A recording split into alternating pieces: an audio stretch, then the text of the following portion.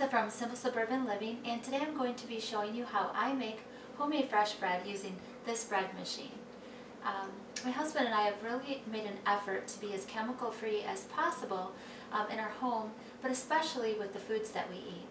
We picked up a loaf of bread that we buy all the time for $1 at the grocery store, and the ingredients are full of things that we can't pronounce, that we've never heard of before, and we know there's lots of preservatives because our bread does not mold anymore, and that just doesn't seem right to us. So I was over at my neighbor's house several weeks ago, and I noticed that she has a bread machine and she only makes white bread using the bread machine. They don't purchase it at the store.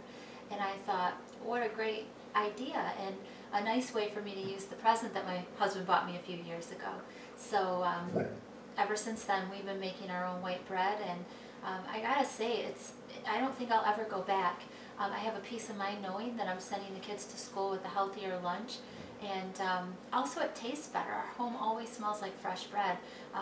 We make a loaf every single day, and honestly, my middle school daughter, she has her friends at school begging for bread. So instead of sending snacks with her, I send her extra slices of bread for her friends. So it's pretty funny. And actually the loaf of bread I'm going to demonstrate making today is actually for one of her best friends who requested that I make her a loaf of bread for Christmas. So I'm excited to get started, and I'll show you just how easy it is and hopefully convince you to do the same.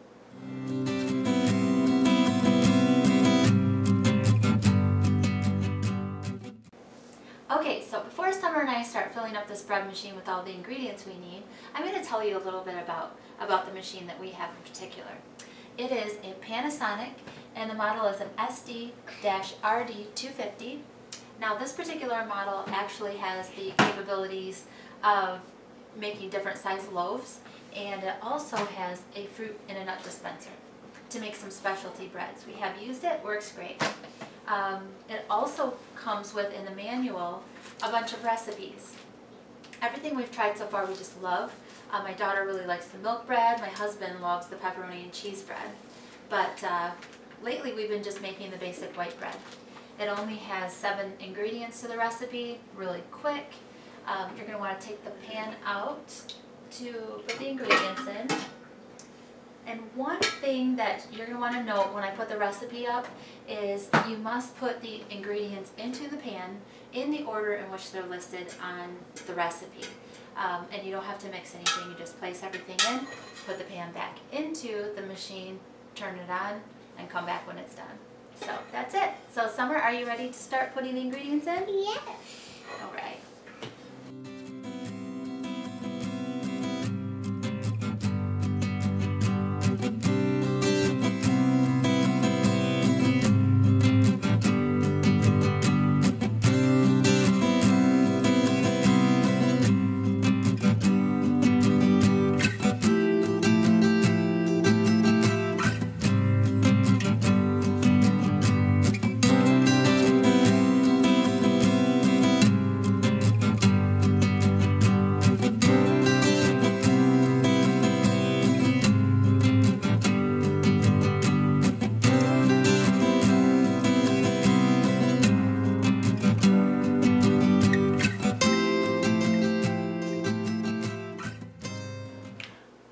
Okay, so now after all the ingredients have been put into the bread loaf pan, you're going to want to put the pan into your bread machine and close the lid. Now here's where you're going to go back to the recipe that's in your bread maker manual and look at the settings for the particular bread that you're baking. Now in this case, there's just a few options to select, and I'm going to hit the select button, and the options that I used the last time I used this machine are usually the ones that appear, but this one says to select basic, and I'm also going to select the extra large loaf because that's the recipe I used, was the extra large recipe. I'm also going to select the light crust that's already been programmed for me, and now the only thing left to do is to hit start.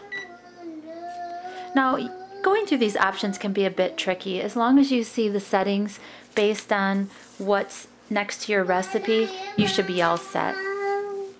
And that's it. See? Super easy, right?